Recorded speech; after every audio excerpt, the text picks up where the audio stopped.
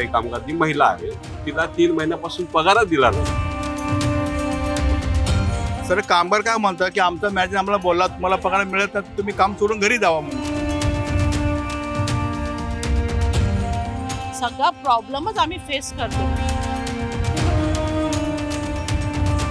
मग आमची मुलं सुशी केली तर आम्ही काय घरात वास धरून बसायचं? मुंबईच्या वरळी परिसरामध्ये नव्या प्रकल्पाची बांधकाम झाली आहे आणि हा प्रकल्प म्हणजे वरळी बीडीडी प्रकल्प। साधारणतः पाहायला गेलं तर बीडीडी चाळीतील 160 स्क्वेअर फुटाच्या घरातील नव्या आणि टोलेजंग अशा 40 मजली इमारतीमध्ये आलिशान घरामध्ये या बीडीडी वासियांना नवं घर देण्यात आलं। मात्र नवं घर देण्यात आलं असलं तरी सुविधांचा काय असा प्रश्न आता उपस्थित झालेला आहे। कारण साधारणतः पाहायला गेलं तर एकीकडे पाण्याच्या समस्या तर अनेक समस्या आहेत। या समस्यांमुळे बीडीडी वासियांना अनेक समस्यांना तोंड द्यावं लागतंय। आता ते स्वतः त्यांच्याशीच आता आपण या ठिकाणी बातचीत करणार आहोत। इथे जर तुम्ही मागे पाहायला गेलात त्या ठिकाणी आज पाण्याचा टँकर स्वतः या ठिकाणी बोलवण्यात आलेला आहे। पाण्याचा टँकर या ठिकाणी बोलवण्यात आलेला आहे। मुळामध्ये हा पाण्याचा टँकर जो आपण पाहतो तर याच्यासाठी कारण आज बीडीडी वासीय हे सर्व जे आहेत ते पाण्याविना राहिलेले आहेत। आजचा हा पाण्याविना राहिल्याचा त्यांचा हा दिवस आहे। पाणी नसल्यामुळे संपूर्ण बीडीडी वासी तुम्ही इथे पाहू शकता ही खाली उतरल्याचं आपल्याला पाहायला मिळत आहे। ही आणि आपण पाहतो या ठिकाणी सर्व बीडीडी वासी हे नव्या इमारतीमध्ये राहणारे हे सगळे हे रहिवासी आपण पाहतो या ठिकाणी आलेले आहेत। त्यांच्याकडनं एकंदरीत समस्या काय काय त्या जाणून घेणार आहोत। केवळ पाण्याची समस्या नाही तर बऱ्याच समस्यांना अभावी त्यांना या ठिकाणी राहावं लागतं। आता त्या समस्या काय काय त्यांच्या तोंडूनच आपण जाणून घेणार आहोत। काय सांगाल एकंदरीत आज काय काय समस्यांना तुम्हाला तोंड द्यावं लागतं?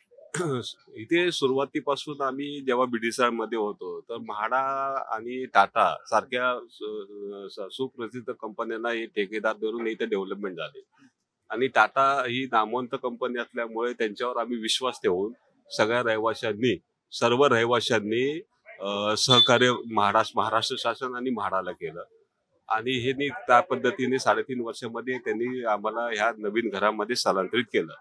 मुळामध्ये इथे जे प्रॉब्लेम्स आहेत जे आता आम्ही फेस करतोय इथे आल्यापासून 2 महिन्यापासून प्रॉब्लेम फेस करतोय। मी प्रॉब्लेम्स मध्ये काही मुद्दे म्हणतो बाकीचे रहिवासी बोलतील। एक सर्वात महत्वाचा मुद्दा म्हणजे इथे स्वच्छतासाठी सफाई कामगार जे कॉन्ट्रॅक्ट दिलेला आहे त्या कॉन्ट्रॅक्टरने एकच महिला ठेवलेली आहे। ती महिला काय करते की 40 मजल्यापासून खालपर्यंत फक्त कचरा रहिवाशांच्या घराच्या समोरचे कचरे उचलले जातात। कुठल्याही प्रकारचे लिफ्ट साफ केली जात नाही। दुसरं लिफ्ट लॉबी मधला एरिया साफ केला जात नाही। स्टेअरकेस मधला एरिया साफ केला जात नाही। लॉबी मधला एरिया साफ केला जात नाही।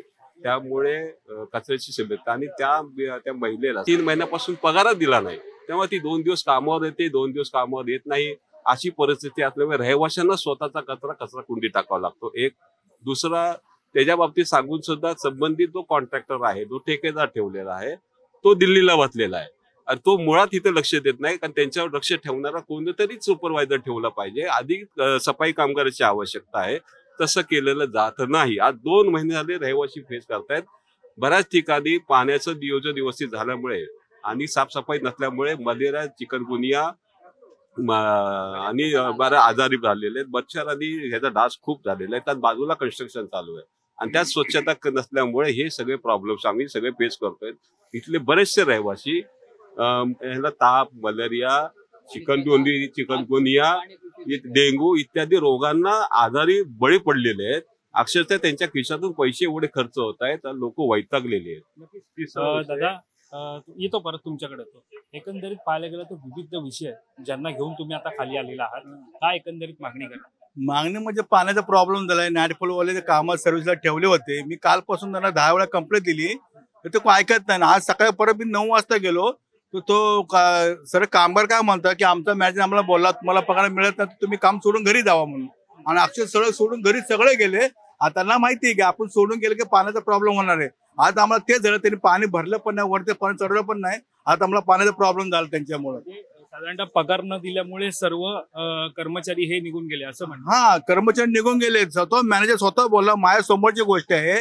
मी त्याला म्हणतो तू असा का बोलतो तू कामगाराला का फसवतो? आता ना 25 ठेले 23 त्याला मिळते 2 मिळतील ना ऍडजस्ट होऊन जाईल ना। त्याच्यामुळे बाकी रहिवाशी तेवढं कचरा अडचण करतो तू सर्वांना त्रास होईल ना पाण्यामुळे। आणि लगेच ग्रुपवरती मेसेज पण टाकला की नाईट पूल यांनी संप केलाय कारण कामगार घरी गेले आपला पाण्याचा समस्या निर्माण होणार आहे म्हणून मी ग्रुपवर पहिला मेसेज टाकलाय मी. दादा तुमच्याकडे तो तुम्ही म्हणत होते की सांडपाणी येतंय, अशुद्ध पाणी येतंय, नेमकं काय समस्यांना तुम्हाला तोंड अगदी द्यावं गढूळ आणि अशुद्ध पाणी आहे. पाण्याला काय असं म्हणजे प्यायची भीती वाटते, काय आंघोळीला सुद्धा ते घेण्यालायक नाहीये. त्यामुळे त्यांनी अंगाला खाज वगैरे येण्याचे चान्सेस आहेत. अजून तर आंघोळ केलेली नाहीये मी, पण येणार त्यांनी. साधारणतः इथे टँकर मागवलेला आहे, त्यामुळे टँकरचं पाणी तुम्हाला मिळतंय. हा. तर सकाळपासून कधीपासून पाणी नाही? हे पाणी आत्ता आलंय, 1 तासापूर्वी आलं. त्याच्या आधी पाणीच नव्हतं घरात, बंद होते नळ, कॉक बंद होते सगळे. आता जे आलं सोडल्यानंतर ते सगळं गढूळच होतं पाणी. अलिशान घरामध्ये या सुविधा देण्यात मध्ये कुठेतरी कमी पडले का? कमी पडले. टाटा कमी पडले आणि हे म्हाडावाले पण कमी पडले इकडे. बीडीडी बरी होती का? बीडीडी काय आता तेवढे आयुष्य गेलंय, वयाची 75 तिथे गेली म्हटल्यावर आपण चांगलंच म्हणणार ना. तुमच्याकडे येतो साधारणतः काय सांगाल की साधारणतः घरामध्ये पाणी नसलं की मोठ्या समस्यांना तोंड द्यावं लागतं. आता पाण्यासाठी एकंदरीत टँकर आले, मात्र बऱ्याच सुविधा आहेत ज्या अजूनही इथे तैनात करण्यात आलेल्या नाहीत किंवा ज्या ऍक्टिव्ह करण्यात आलेल्या नाहीत. काय सांगाल? नमस्कार. आमचं मत काय आहे की आता इथे आल्यापासून आम्ही खूप अडचणींना सामोरे गेलेलो आहोत आणि मेन काय झालंय की इथे आम्हाला जसं सांगितल्याप्रमाणे असं काहीच घडलेलं नाहीये, त्याच्या विरुद्धच घडलेलं आहे सगळ्या गोष्टी. पाण्याच्या बाबतीत तुम्ही बघायला गेलात तर आता ही समस्या आमचं सकाळपासून सुरू झालेलं आहे आणि या लोकांनी ज्यांना कॉन्ट्रॅक्ट दिलंय ते लोक म्हणतात की आम्हाला कॉन्ट्रॅक्ट मिळालेलं नाहीये, आता हे संपावरती गेलेत. म्हणजे अशा अनेक समस्या आहेत. कचऱ्याचा आमचा इश्यू होता, सफाईचा. त्यांना आम्ही स्वतः कॉन्ट्रॅक्टवाल्यांना फोन केला, त्यांच्याशी आमचं बोलणं झालं. ते लोक म्हणतात आम्हाला या लोकांनी अजून कॉन्ट्रॅक्ट दिलेला नाहीये, आम्हाला फक्त त्या बेसिसवरती ठेवलेला आहे. तर कचऱ्याचे पण फार समस्या चालू आहेत. त्यामुळे आमच्या घरामध्ये माझ्या स्वतःच्या मुलाला डेंग्यू झालेलं, किती जणांना चिकनगुनिया, मलेरिया इथे आल्यापासून खूप काही म्हणजे चालू आहे. त्यामुळे मला असं वाटते की खूप समस्या आहेत आणि जसं सर वगैरे म्हणाले आहेत की इथे खूप सुधारणा बाकी आहेत करायच्या. पाण्याचं पार्श्वभूमीवरती काही सुविधा आहेत तिकडे? इथे ऍक्च्युली या लोकांनी अजून आम्हाला ग्रिल वगैरे नाही. आमची लहान मुलं आहेत, आम्हीच स्वतःहून आमच्या ग्रिल वगैरे बसवून घेतोय. त्यामुळे सुरक्षेचे ह्याच्याने बघायला गेलं तर सिक्युरिटी वगैरे आहे, पण त्या बाबतीमध्ये असं हे नाहीये. आणि मच्छर वगैरे तर खूपच आहेत. त्यामुळे म्हणजे थोडाफार अडचणी होतच आहेत. आता सकाळपासून पाण्याचा प्रॉब्लेम खूप झालेला आहे. आमच्या घरी वयोवृद्ध माणसं आहेत, आमची मुलं आहेत, त्यांना पण या फेस मधून जावं लागलेलं आहे. तुमच्याकडे येतो परत. साधारणतः काय सांगाल की अनेक मुद्दे घेऊन तुम्ही आलेला आहात, आता साधारणतः काय मागणी राहणार? ऍक्च्युली आज मुख्य माननीय मिलिंद बोरीकर साहेब, मुख्य अधिकारी म्हाडा, यांच्यासोबत आज रहिवाशांची 4 वाजता बैठक होणार होती. पण पाण्याची समस्या आज सकाळपासून निर्माण झाली. आज तुम्ही बघितलं तर सगळे रहिवासी आज खाली उतरलेले आहेत. समितीचे सगळे रहिवासी खाली, कारण हा मुद्दा आज आम्ही फेस करतोय. जे पाण्याचे टँकर तुम्ही आता बघा, हे पाण्याचे टँकर, पिण्याचे पाण्याचे टँकर मागवलेत, पण ते आरओचे नाही आहेत.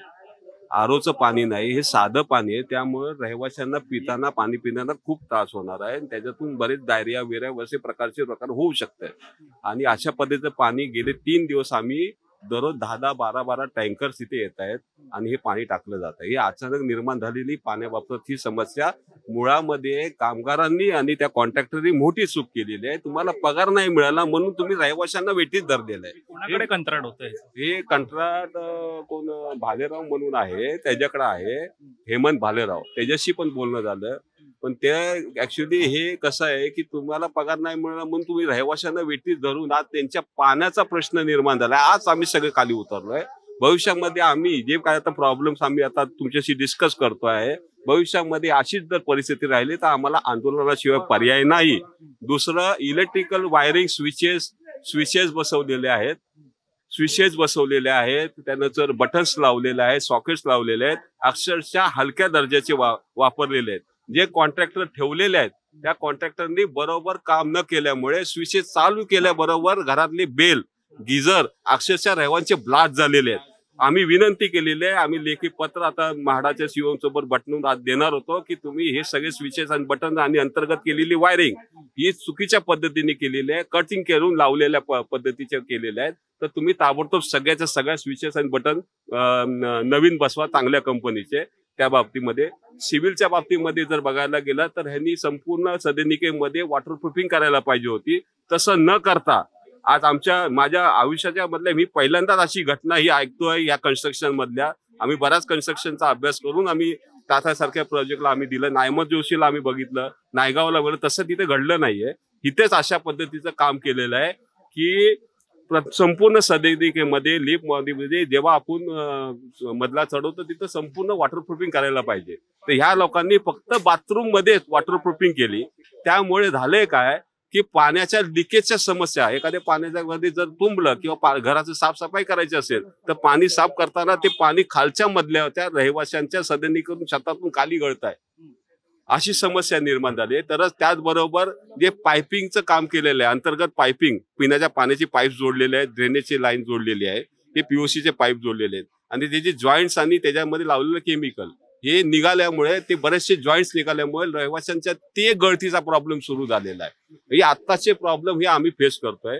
ज्या लाद्या बसवल्यात फ्लोरिंगला, हे समांतर न बसवता वर खाली लाद्या बसवल्यात. काही लाद्या हलतायत. रहिवाशांनी फ्रंटलाईन ही कंपनी आहे के नाईट फ्रंट, यांच्याकडे लेखी तक्रार त्या नोंदवहीमध्ये करून हे कामगार प्रशिक्षित नाही आहेत, तर त्यांच्याकडून कुठल्याही प्रकारचं साहित्य त्यांना मिळायला पाहिजे. ते मिळत नसल्यामुळे बऱ्याच लोकांची ज्या तक्रारी आहेत हे काम करायला खूप डिले होते. काही दिवसानंतर त्या तक्रारी अटेंड केल्या जातात. आता तुमच्याकडे येतो. साधारणतः विविध समस्या, साधारणतः पाहायला गेलं तर समस्यांची कमी नाहीये. समस्यांची साधारणतः पाहायला गेलं तर कमी नाहीये. मात्र ज्या प्रकारे सांगितलं जात होतं की अलिशान घर आहे, 160 स्क्वेअर फुटांचं बीडीडीचं घर होतं, त्याच्यातून थेट अलिशान अशा घरामध्ये नवीन स्वप्न ही तुम्हाला पाहायला मिळणार आहेत. अशा प्रकारचं एक स्वप्न तुम्हाला दाखवण्यात आलं होतं. मात्र या स्वप्नामध्ये कुठेतरी सुविधांचं कमी पडली असं वाटतं. खरं म्हणजे आम्ही बीडीडी चाळीत राहत होतो आणि बीडीडी चाळीत आम्हाला संध्याकाळी फक्त 2च तास पाणी येत होतं आणि आता जे आम्ही घर वापरतो त्या घरामध्ये आम्ही 500 लिटरचं पाण्याचं टँक लावून आम्ही 24 तास पाणी वापरू शकत नाही, अशी परिस्थिती शासन आणि प्रशासनाने केलेली आहे. या ठिकाणी आम्ही म्हणजे आता वरळीतल्या बीडीडी चाळीतल्या रहिवाशांना असं वाटतं की आम्ही जागतिक दर्जाचा डेव्हलपर्स या ठिकाणी काम करतोय. 40 मजल्याची इमारत उभारलेली आहे आणि अजून या 121 बिल्डिंग मध्ये या अशा 40 मजल्याचे टॉवर्स उभे राहणार आहेत, 33 टॉवर उभे राहणार. आज जर 2 टॉवरची जर परिस्थिती अशी आहे की त्या ठिकाणी प्रत्येक रहिवाशाला पाण्यापासून वंचित राहावं लागतंय, विद्युत पुरवठा खंडित होतो आहे, विद्युतवाहक व्यवस्थित चालत नाही, पाणी पुरवठा चालत नाही आणि त्या अंतर्गत म्हणजे तसं बघायला सिव्हिलचं काम हे एकंदरीत टाटासारख्या डेव्हलपरने जर निष्कृष्ट दर्जाचं काम केलं असेल आणि त्यांच्या जो काय अभियंता वगैरे आहेत ते आमच्याकडे सातत्याने आम्ही त्यांना बोलवतो येतो, ते म्हणतात की आम्हाला सिमेंट मिळत नाही, रेती मिळत नाही, प्लंबर म्हणतो आम्हाला काही प्लंबिंगचं सामान मिळत नाही, इलेक्ट्रिशियन म्हणतो आम्ही हे. आणि एकंदरीत म्हणजे असं म्हणायला गेले की या एवढ्या चांगल्या इमारतीमध्ये एकदम उत्कृष्ट असं दर्जाचं साहित्य वापरलेलं आहे. आता विद्युत पुरवठा म्हटल्यानंतर GM सारख्या कंपनीचं साहित्य वापरलेलं आहे, जॉगर सारख्या कंपनीचं प्लंबिंगचं सामान वापरलेलं आहे. पण हे असं जर एवढं चांगल्या कंपनीचं सामान वापरून पण जर निष्कृष्ट दर्जाचा जर या ठिकाणी आम्हाला पुरवठा झालाय असं निदर्शनास आणून द्यावं लागतंय, ही बाब एकंदरीत प्रशासकीय याच्यासाठी योग्य वाटत नाही. आम्ही 15 ऑगस्ट या ठिकाणी आम्हाला या नवीन घराच्या चाव्या वाटपाचा कार्यक्रम केला. या कार्यक्रमात आम्ही 15 ऑगस्ट पासून काही रहिवाशांनी आम्ही चाव्या आजपर्यंत काही रहिवासी चाव्या ताबा घेत आहेत आणि या ताबांचा असुविधा ताबा घेण्यामागचं कारण की असुविधा आहेत या ठिकाणी. आता आपल्या समस्या सगळ्या नागरिक आता कोण व्हॉट्सअपच्या माध्यमातून बोलतो, आज मीडिया समोर काही असे रहिवासी आम्ही काही हातावर मोजण्यासाठी आलो असतो ना, पण प्रत्यक्षात मात्र 100% रहिवासी हे नाराज आहेत या कामावरती. तुमच्याकडे तो साधारणतः पाहायला गेलं तर ज्या प्रकारे समस्या या भरपूर आहेत, कारण केवळ पाण्याचा इश्यू नाहीये, तर यामध्ये जसं सांगितलं रहिवाशांनी की बऱ्याच सुविधा आहेत. मग पार्किंग पण आहे, CCTV कॅमेरा पण आहे, उद्वाहनं पण आहेत आणि मेंटेनन्स आहे. काय वाटतं ज्या प्रकारे काम करण्यात आलं त्यावर? जेव्हा आम्ही इकडे येण्याच्या अगोदर म्हाडानी एक अवेअरनेस कॅम्प मधून एक सभा केलेली इकडे, त्याच्यामध्ये जेवढे लोकांना इकडे पोझिशन भेटणार आहे त्यांना लोकांना इन्व्हिटेशन दिलेलं की तुम्ही या, आणि एक अवेअरनेस कॅम्प म्हणून की तुम्हाला कशा प्रकारची मूलभूत सुविधा तुम्हाला पुरवणार आहेत त्या पद्धतीने त्या लोकांनी जे आम्हाला काही कमिटमेंट्स दिलेले ते तो पाणीच्या बाबतीत असो किंवा जी यंत्रणा इकडे काम करणार आहे म्हणजे मेंटेनन्सच्या बाबतीत असो, त्यांनी बरंच काय आम्हाला म्हणजे कमिटमेंट दिलेलं आहे की सर्व व्यवस्थित होईल. मग पार्किंगचा विषय असो किंवा लिफ्टमध्ये फॅन बसवण्याचा असो, पण त्यांनी ते काही काम न करता आता आम्ही इकडे असंच आलो आहे आणि आम्हाला बऱ्याचशा डे टू डे लाईफला बऱ्याचशा प्रॉब्लेमला सामोरे जावं लागतंय. इकडे अस्वच्छता, इकडे सिक्युरिटीचा इश्यू, CCTVचा इश्यू, नंतर पाण्याचा इश्यू. आता एवढ्या मोठ्या टावरमध्ये आपण राहतोय आणि आपल्याकडे जे बेसिक नेसेसिटी आहे पाणी ते आपल्याला भेटतच नाहीये. त्याच्या व्यतिरिक्त इकडे जे गाडीज आहे आपण पार्किंग करतोय, आज मुंबई जसं सारख्या एरियामध्ये सर्वांच्याकडे 2 व्हीलर आणि 4 व्हीलर हे साहजिक असतातच, पण इकडे त्याच्यासाठी अँपल स्पेस दिलेला नाहीये. म्हणजे म्हाडाने आणि टाटाने फक्त आम्हाला काय गाजर दिलं असं वाटतंय की काय आम्हाला इकडे फॅसिलिटीज दिले नाही. आणि जेव्हा याला ग्लोरिफाय करून मीडिया अटेन्शन घेऊन जेव्हा त्यांनी चावी वाटप केल्या तेव्हा एवढा त्यांनी ग्लोरिफाय केल्या गोष्टींना की तुम्हाला आम्ही हे देतोय ते देतोय, पण इकडे प्रत्येक माणसाला एव्हरीडे सकाळी उठलं की प्रॉब्लेमला फेस करावं लागतंय आम्हाला. आणि माझा असं वैयक्तिक मत आहे की याची दखल मुख्यमंत्री माननीय श्री देवेंद्रजी फडणवीस, आदरणीय एकनाथजी शिंदे आणि अजितदादा पवारनी पण सुद्धा याची दखल घ्यावी की ज्या पद्धतीने त्यांचा उद्घाटन सोहळा ज्या थाटामाटात आम्हाला इकडे पाठवलं होतं, पण त्यापैकी आम्हाला कुठलीही सुख सुविधा इकडे भेटत नाही. आणि मुळात एक कॉमन माणूस तो इकडे प्रॉब्लेम मध्ये राहतोय आणि सर्व प्रॉब्लेमला फेस करतोय. नक्कीच. तर आपण पाहायला गेलं तर ही सगळी तुम्ही इथे पाहू शकतात, हे सगळे रहिवासी आहेत जे या नव्या BDD चाळीच्या या नव्या इमारतीमध्ये ते वास्तव्यास आलेले आहेत. आणि साधारणतः पाहतोय की प्रत्येकाच्या समस्या आहेत त्या म्हणजे मूलभूत गरजा आहेत. म्हणजे काही अशा मोठ्या गरजा नाही आहेत की आम्हाला आलिशान अशा सुविधा द्या किंवा काही, ज्या नियमित वापरात ज्या गरजा आहेत त्याच त्यांना मिळत नाहीये असं सुद्धा ते आता या ठिकाणी आपल्याशी बोलताना सांगितलेलं आहे. त्यामुळे नेमकं याकडे आता प्रशासन, कंत्राटदार ज्याला या ठिकाणी नेमण्यात आलेलं आहे ते कधी लक्ष घालणार हे सुद्धा पाहणं महत्वाचं करणार आहे. इथे आपण पाहतोय या वयस्कर पण आहेत आजी, त्यांच्याशी आपण बातचीत करणार आहोत. आजी, काय समस्या आहेत तुम्हाला? बोला. आम्हाला समस्या तर आहे की सगळी सोय पाहिजे आम्हाला, त्याच्यासाठी सगळी सोय झाली पाहिजे, सोयीस्कर असलं पाहिजे आम्हाला. आणि आता हे आयतं असं पाणी अचानक गेलं तर किती प्रॉब्लेम झाला. बाबा तुमच्याकडे येतो, काय वाटतं काय सुविधा कमी आहे तिकडे, काय सुविधा पाहिजे? बघा, जसं सगळ्यांनी सांगितलं तसं आहे. इथे काय काय गोष्टीची आम्हाला असुविधा तो आहेच. ते समजा कचरावाळी वेळेवर, कचराचा प्रॉब्लेम आहे, कचरावाळी वेळेवर येत नाही. मेन तो लिफ्टमध्ये CCTV कॅमेऱ्याची तातडीची गरज आहे, ते त्यांनी लवकर येऊन करून द्यायची. पाण्याचा कधी कधी पाणीचा प्रॉब्लेम आहे. समजा आजच पाणी कुठेच आमची D विंगला कुठेच पाणी नव्हता, म्हणजे टँकर मागवायला लागला. अशी असुविधा न होय याची दखल घ्यावी. बाकी सगळं ठीक आहे, व्यवस्थित आहे, तसं काय नाही. पण काय आपण पाहतोय की या ठिकाणी एकंदरीत हे जे सगळे रहिवासी आहेत ते नव्या BDD इमारतीतील रहिवासी आहेत. त्यांच्या मागण्या म्हणजे जर पाहायला गेलं तर एकीकडे पाणी हे वेळेवर येत नाहीये, दुसरीकडे आपण पाहायला गेलं तर निश्चितच साधारणतः पाहायला गेलं तर नेमकं आता काय या सगळ्यामध्ये पाणी मुळामध्ये जर येत नसेल तर, आणि दुसरीकडे आपण पाहायला गेलं तर अनेक सुविधा सुद्धा आहेत त्या सुद्धा प्रलंबित आहेत, त्या नेमक्या कधी दिल्या जाणार याकडे सुद्धा त्यांचं लक्ष लागलेलं आहे. आणखीन सुद्धा रहिवासी आहेत त्यांच्याशी सुद्धा आपण बातचीत करणार आहोत. साधारणतः अनेक सुविधा ज्या अजूनही मिळालेल्या नाहीयेत. चावी वाटपाचा कार्यक्रम हा मोठ्या प्रमाणात झाला होता, कारण आता साधारणतः पाहायला गेलं तर हा प्रकल्प एक वेगळा ठरतो आहे. विशेष महत्त्व त्याला मुंबईमध्ये असेल किंवा वरळीमध्ये असेल किंवा संपूर्ण राज्यभरामध्ये असेल एक वेगळं विशेष महत्त्व प्राप्त झालेलं आहे. आणि अशा परिस्थितीमध्ये या महत्त्वपूर्ण प्रकल्पातील जे रहिवासी आहेत त्यांना असुविधा या ठिकाणी असुविधा त्यांना मिळत आहेत. काय सांगता? नमस्कार, मी पुष्पा काळे. गेले काही दिवसापूर्वी BDD प्रकल्पामध्ये आम्ही सर्वात पहिलं प्राधान्य दिलं 4 नंबर 31.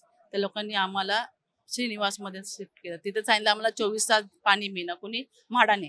दॅट टाइम आम्हाला 24 तास पाणी नव्हतं, त्यावेळी पण आमचे पाण्याचे खूप हाल झाले. तर आमच्या चाळीतील काही रहिवाशांनी थोडंसं फाईट करून आमदार खासदार यांना भेटून आम्ही तिकडे पाण्याची समस्या आमची पूर्ण केली. तिथं आम्हाला 24 तास पाणी दिलं गेलं. त्याच्यानंतर ह्या लोकांनी सांगितलं की तुम्हाला 3 वर्षानंतर तुम्हाला तुमचं हक्काचं घर मिळेल.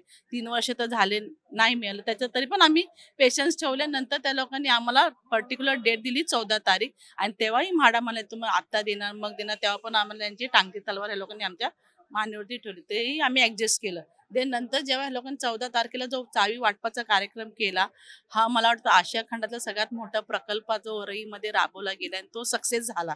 त्यावेळी त्या लोकांनी आम्हाला एवढं चांगल्या पद्धतीमध्ये सांगितलं की तुम्हाला हे भेटणार. त्यावेळी आम्ही एवढं आनंदी होतो की बाबा चल, आज आम्हाला कधी आम्ही पाहिलं पण नव्हतं, की कधी इमॅजिन पण केलं नव्हतं की एवढं मोठं स्वप्नातलं घर आम्हाला मिळेल. ते आम्हाला टाटा म्हाड्यांनी दिलं. आम्ही त्यावेळी खूप आनंदित होतो. ज्यावेळी आम्ही इथं राहायला आलो त्यावेळी त्यांनी आम्हाला सांगितलं तुम्हाला 12 वर्ष सर्व्हिस, कोणत्याही प्रकारचा तुम्हाला त्रास होणार नाही. आणि जेव्हा आम्ही इथे राहिलो तर नवीन चांगलं. आता इकडे आल्यानंतर आम्हाला ना पाणी आहे, ना झाडूवाली आहे, ना प्रॉपर हे नाईट वाले आहेत. ते कॉलच उचलत नाही, सिक्युरिटी तर प्रॉपर येत नाही, गाड्या पार्किंगचा प्रॉब्लेम आहे. सगळा प्रॉब्लेमच आम्ही फेस करतोय. जर असं जर होत राहिलं तर कसं चालणार. आणि आम्हाला सांगितलं की तुम्हाला 12 वर्ष आम्ही तुम्हाला सगळं मेंटेनन्स देऊ. अजून मला 2 महिने झाले नाही तर तुमचा हा प्रॉब्लेम आहे. 12 वर्ष ही लोक काय करणार. टाटा म्हाडावाले, आम्ही टाटा म्हाडावर ते आक्षेप घेत नाही. त्यांनी जे आम्हाला सांगितलं होतं ते त्यांनी आमची पूर्तता करावी, जेणेकरून आम्ही जर आनंदी असू तर आमचे जे बाकीचे रहिवासी जे येणार आहेत त्यांनाही समाधान मिळेल की बाबा जे रहिवासी गेले ते आनंदात आहेत. आज जर आम्ही प्रॉब्लेम फेस करतो तर पुढचे रहिवासी येणं पॉसिबलच नाहीये. लोक खाली करणारच नाही. आणि मला हे म्हणायचंय, जर तुम्हाला अशा प्रकारे जर तुम्हाला सर्व्हिस द्यायची असेल तर आम्हाला प्लीज टाटा म्हाडाची ही सर्व्हिस नकोय. आम्हाला प्रॉपर फंड द्या, आम्ही आमची सोसायटी घेऊ आणि आम्ही आमच्या पद्धतीने काम करू. तर पाहायला गेलं तर आम्हाला आमचं फंड द्या आणि आम्ही आमच्या पद्धतीने सोसायटी फॉर्म करू. तर काय सांगाल, तुमच्याकडे येतो काय वाटतं तुम्हाला की नाही, टाकीला स्टोरेज नाही आम्हाला घरी ठेवायला. आणि आम्हाला ना आल्यानंतर ना ते रूम मध्ये ना काय लिकेज आहे काय आहे आम्ही कंप्लेंट देऊन देऊन कंटाळलो. आम्हाला बनवून पण नाही दिले. माझ्या ओट्याचे खाली ना एवढी खड्डे आहे ना, मला आले ना आता मी ना आता मॉडेलिंग किचन केली. माझं खड्ड्यामध्ये 0 झाले. मी ₹1,00,000 ₹1,50,000 खर्च करून काय फायदा होणार माझं. आज एवढी घाण बांधून दिले तुम्ही, मग त्याची विचार करायला पाहिजे ना. तर आम्ही ना ह्या गोष्टीमध्ये ना आम्ही ना खुशच नाही, जरा पण आम्ही खुश नाही. आणि एवढे गळतंय, पाणी नाही. आणि बाथरूम मध्ये दाखवलेलं फ्लॅट वेगळं होती, आम्हाला दिलेलं वेगळा फ्लॅट आहे, प्रत्यक्षात वेगळी आहे. आणि ती टाईल्स अजिबात बरोबर नाही. बाथरूम मध्ये अशी म्हातारे लोक घसरण्यासारखं तुम्ही लाद्या घालून दिले. काय घटना झाली तर त्याची कोण जबाबदारी घेणार. विचार करून द्यायचं ना तुम्ही. बांधतायत ते तेवढी सगळं. पाणीची टाकीला सोय नाही आम्हाला. आम्ही असं पाणी अचानक गेलं तर काय करायचं. फ्लॅशला पण पाणी नाही. ठीक आहे, तुम्ही फ्लॅशला तर आम्हाला 24 तास ठेवा. कधीतरी हे गेलं तरी फ्लॅशला तर असायला पाहिजे. फ्लॅशला पण नाही आहे. मग आमची मुलं सुशी केली तर आम्ही काय घरात वास धरून बसायचं. तर आपण पाहायला गेलं तर अगदी या गंभीर समस्यांना या रहिवाशांना तोंड द्यावं लागत आहे. मुळामध्ये हा जर आपण परिसर पाहिला तर हा परिसर आहे नव्या इमारतीचा, हा परिसर आहे. नवीन ही बीडीडी चाळ आहे. या बीडीडी चाळीमध्ये जवळपास 12 वर्ष त्यांना कोणतेही, साधारणतः त्यांनी जसं सांगितलं की 12 वर्ष त्यांना कोणत्याही प्रकारचं मेंटेनन्स नाही आहे. मात्र चावी मिळून अवघे 2 महिने नाही झाले तर इतक्या समस्या आता उद्भवलेल्या. त्यामुळे या समस्यांवरती मात करताना किंवा त्याला तोंड सामोरी जाताना या सर्व रहिवाशांना मोठ्या समस्यांचा, त्रासाचा सामना करावा लागतोय.